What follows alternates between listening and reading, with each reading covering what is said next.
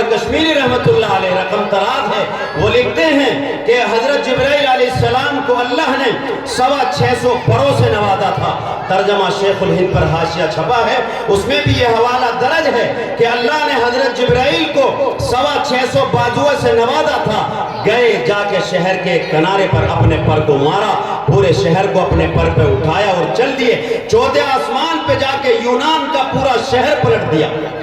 اور یا رسول اللہ مجھے احساس نہ ہوا، تو حضور کے ساتھ جبرائیل کہا جبرائیل تھوڑا اور آگے، کہ نہیں یا رسول اللہ، گر یکسر موئے برتر پرم فزوغ تجلی فزوزت برم، اے اللہ کے پیغمبر اگر میرے پر کا ایک کنارہ بھی تھوڑا آگے ہو گیا، اللہ کی تجلی میرے پروں کو جلا کر راکھ کر دے گی۔ اللہ کے رسول آگے نہیں جا سکتا۔ صدیق اکبر نے کہا یا رسول اللہ، ملائکان رحمت کو اگر دیر یا آگا پیچھا ہو جائے تو ان کو اپنے پروں کا جلنے کا ڈر اور خطرہ ہے، جبکہ وہ نورانی مخلوق ہے۔ اللہ کے رسول اگر مجھے دیر ہو جاتی میرا کیا ہوتا، میرا کیا ہوتا، میں تو ایک غلام ہوں۔ اللہ کے رسول نے کہا چلو اسی وقت مکہ چھوڑنا۔ صدیق اکبر نے ایک بار یوں نہیں پوچھا حضور کہاں جانا ہے، بچوں سے مشورہ کرنا ہے، ماں سے کہنا ہے، والد سے کہنا ہے، کسی سے نہیں پوچھنا، فوراً حضور کے ساتھ ہو لیے۔ اب چلتے چلتے راستے میں مکہ کو بار بار حضور مڑ مڑ کے دیکھتے، او میرے آبا و اجداد کے شہر، اے وہ شہر جس میں میرے ابا کی، میرے دادا کی قبریں ہیں، آج میری قوم مجھے اسی شہر سے نکال رہی ہے۔ صدیق اکبر ہاتھ پکڑ کے حضور کا چلتے ہوئے جا رہے، چلتے چلتے حضور کی آنکھوں میں آنسو ہے، یہ آسمان رو رہا ہے، یہ زمین کانپ رہی ہے، یہ چاند اپنی روشنی کو تھکا رہا ہے، یہ ستارے کل ملا رہے ہیں، مکے کی در و دیوار رو رہی ہے۔ آج آخری پیغمبر مکہ چھوڑ کے الوداع کہہ رہا ہے، یا محمد الوداع، یہاں کے در و دیوار رو رہے ہیں۔ صدیق اکبر رضی اللہ تعالیٰ عنہ حضور کے ساتھ چلتے چلتے غار سور کی طرف بڑھ رہے تھے، غار سور کی طرف بڑھے، چڑھائی پر چڑھنا شروع ہو گئے۔ حضور کے چلتے چلتے پیروں میں خون بہنے لگا۔ حضرت صدیق اکبر نے دیکھا، اے اللہ کے پیغمبر، اے رسول اللہ، اے خاتم النبیین والمرسلین، اے فاطمہ کے ابا، اے زینب رقیہ ام کلثوم کے والد، آپ کے قدموں میں خون بہ رہا ہے۔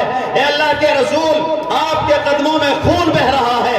اے اللہ کے پیغمبر، اگر آپ کا خون ایسے ہی بہتا رہا یہ آسمان پھٹ پڑے گا۔ اذا السماء انفطرت واذا الكواكب انتصرت واذا البحار فجرت واذا القبور بعثرت۔ اے اللہ کے پیغمبر، یہ آسمان پھٹے گا، یہ ستارے ٹوٹ جائیں گے، یہ سمندر بکھر جائے گا، یہ زمین ریزہ ریزہ ہو جائے گی۔ اور اے میرے محبوب، اے میرے ماں باپ، آپ پر قربان، یا رسول اللہ، اگر آپ کا خون زمین پر بہ گیا پھر قیامت تک کوئی دنیا میں مائی کا لال خون کو نہیں روک سکے گا۔ اس لیے اللہ کے رسول آپ سواری پر سوار ہو جائیے۔ کہا ابو بکر سواری بھی تو ہو، سواری بھی تو ہو، اس وقت رات کے عالم میں اے ابو بکر سواری کہاں سے آئے گی؟ حضرت صدیق اکبر نیچے بیٹھ گئے۔ اے اللہ کے پیغمبر، کیا صدیق اکبر سے بہتر کوئی سواری ملے گی؟ اے اللہ کے پیغمبر، میرے کاندھے پر سوار ہو جائیے اور آپ میرے کاندھے پر سوار ہو جائیے، تاکہ کل اللہ کی عدالت میں جواب دے سکوں۔ جب اولین والآخرین کا مجمع ہوگا، اللہ عرش کرسی پر بیٹھے گا، پوچھے گا صدیق، جب مکے والے میرے پیغمبر کو نکال رہے تھے، جب مکے کے لوگ اپنے گھروں سے میرے محمد کے خلاف کھڑے تھے، میں نے اپنی نبوت کو، آخری پیغمبر کو تیرے حوالے کیا تھا، بتا میرے پیغمبر کے ساتھ کیا ہوا؟ اے اللہ کے پیغمبر، میں اس وقت اللہ کو کیا جواب دوں گا؟ اے اللہ کے رسول، آپ سواری پر سوار ہو جائیے۔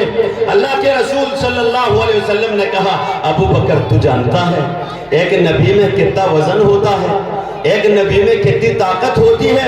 اے ابو بکر، ایک نبی کو نبوت تب دی جاتی ہے تب وہ 40 مردوں کا مقابلہ کر سکے، 40 مردوں کی طاقت سے نوازا جاتا ہے۔ اے صدیق اکبر، کیا تو بار نبوت کو اٹھائے گا؟ کیا نبوت والے جسم کو تو اٹھا سکتا ہے؟ حضرت صدیق اکبر پھر گویا ہوئے، حضور کے دامن کو پکڑ لیا۔ یا رسول اللہ، آپ تو اللہ کے حبیب ہیں، آپ اللہ کے محبوب ہیں، ایک بار رب سے کہہ دیجئے، میرا کام بن جائے گا کہ صدیق نبوت کے بوجھ کو اٹھانے کے قابل ہو جائے۔ نبی کریم صلی اللہ علیہ وسلم نے کہا صدیق تیری صداقت کو سلام ہے۔ حضور اکرم صلی اللہ علیہ وسلم حضرت صدیق اکبر کے کاندھے پر سوار ہو گئے۔ یہ بتاؤ کوئی فاصلہ تو نہیں بیچ میں، حضور بیٹھے ہیں، پہلی خلافت نیچے ہے، آخری پیغمبر اونچے ہے، اسے کہتے ہیں خلافت بلا فصل۔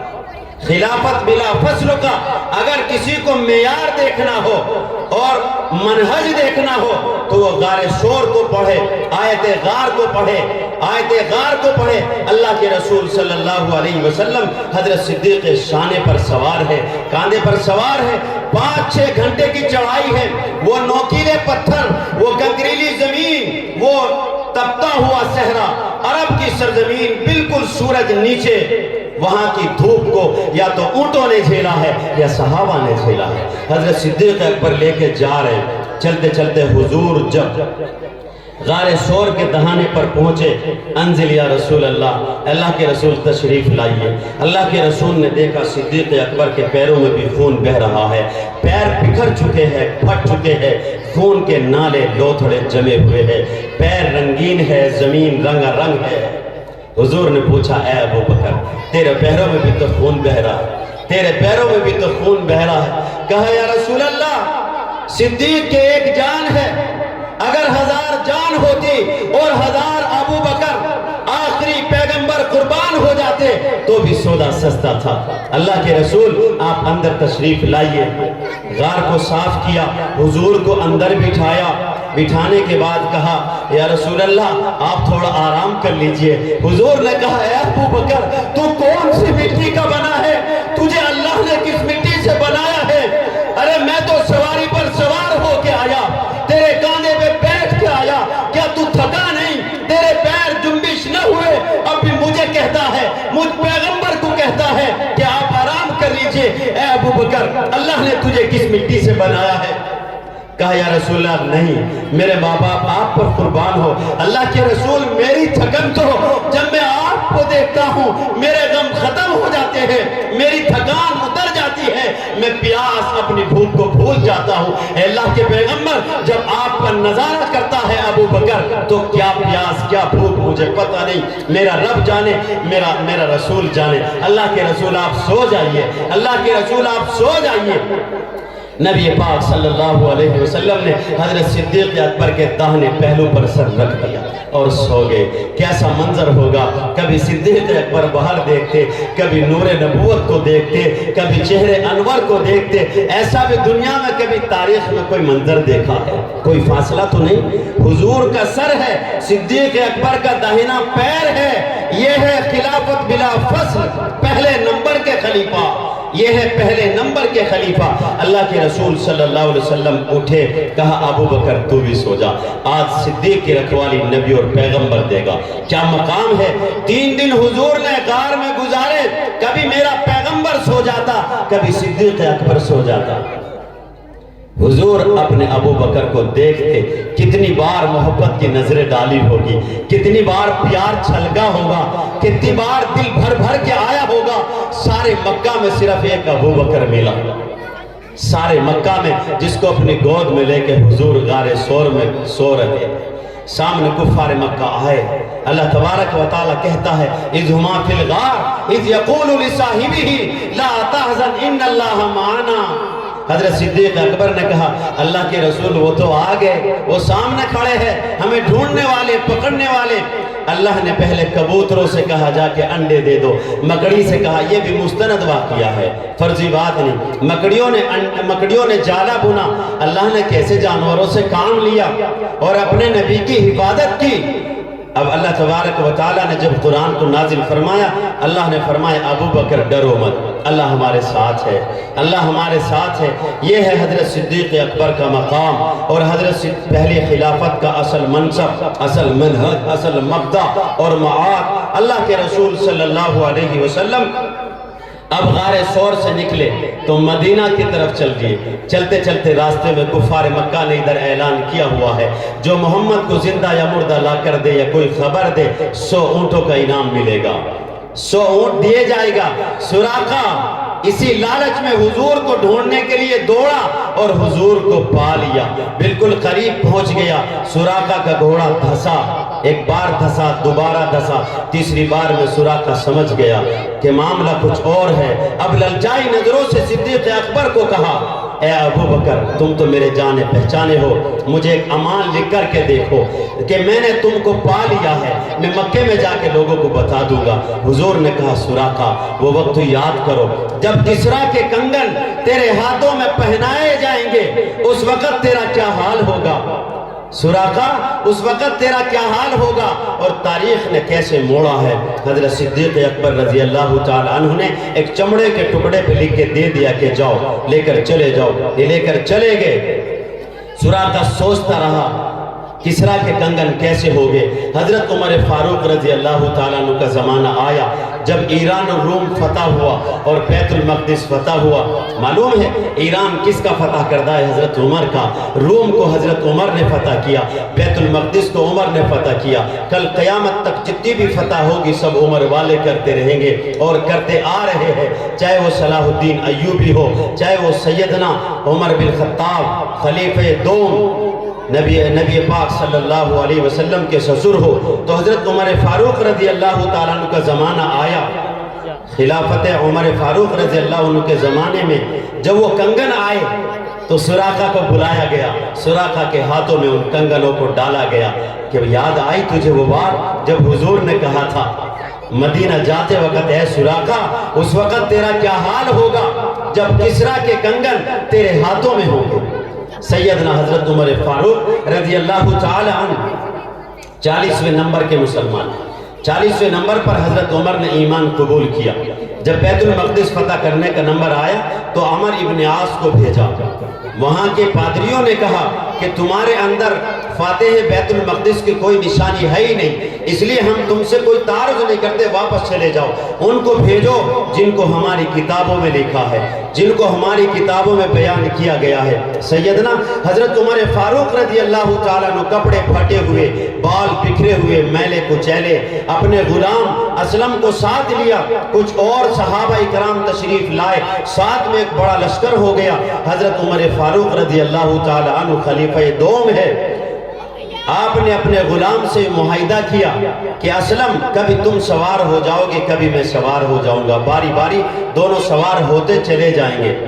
جب بیت المقدس بالکل قریب آیا تو اب حضرت عمر کا نمبر نیچے چلنے کا آ گیا اور اسلم کا نمبر اوپر بیٹھنے کا آ گیا۔ تاریخ نے ایسا منظر بھی دیکھا ہوگا جس میں ایک بادشاہ اوپر بیٹھا ہو اور غلام نیچے ہو، اور جس میں ایک غلام اوپر بیٹھا ہو اور بادشاہ نیچے چلتا ہو، اپنے وعدے کا اتنا پکا۔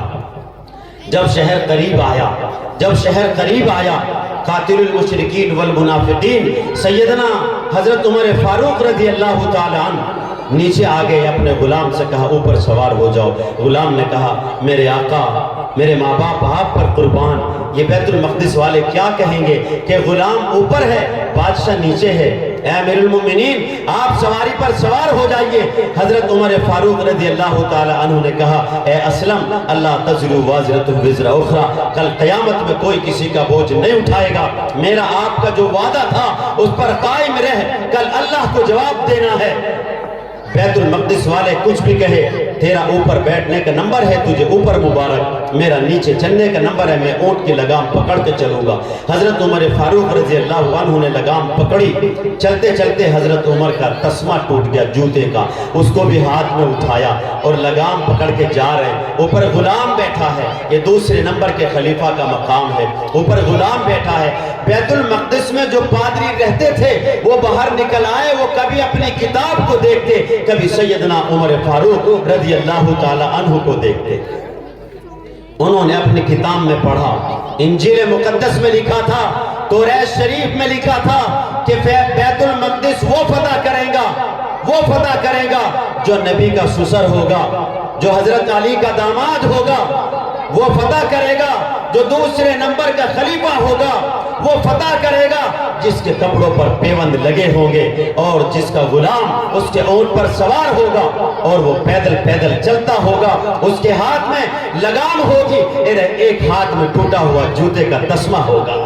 پادریوں نے جب کتاب کی نشانیوں کو ملایا، ساری چابی لا کے حضرت عمر کے قدموں میں رکھ دی، ساری چابی حضرت عمر کے قدموں میں لا کے رکھ دی کہ آپ کو ہماری کتابوں میں ایسا ہی بیان کیا گیا ہے، آپ ہی اس کے مستحق ہے، اور اس گھر کے اصل نگہبان، نہ کوئی جھگڑا ہوا نہ کوئی جنگ ہوئی، ایسے ہی بیت المقدس فتح ہو گیا۔ میرے عزیزوں، میرے بھائیوں، جب آپ روض رسول پہ حاضر ہو، جب آپ روض رسول پہ حاضر ہو، اس فقیر کی ایک بات یاد کر کے جانا، وہاں پر جب سلام پڑھو گے 3 مرتبہ آپ کو سلام پڑھنا ہے۔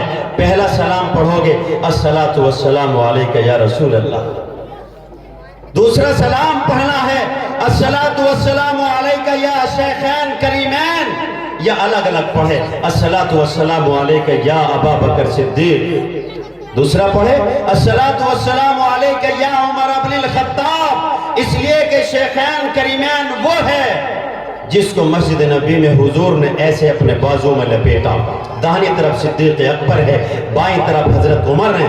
اللہ کے رسول نے فرمایا نحن نبعث یوم القیامہ، ہم کل قیامت کے دن بھی ایسے ہی اٹھائے جائیں گے، جیسے دنیا میں ہے کل قیامت کے دن بھی ایسے ہی اٹھائے جائیں گے۔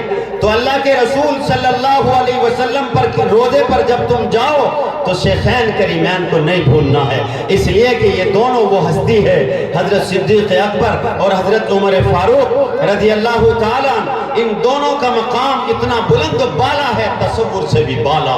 ان کے احسانات وہ ہے، رہتی دنیا قیامت تک آنے والی نسلیں ان 2 بزرگ صحابہ اکرام کے احسانات کو نہیں اتار سکتی۔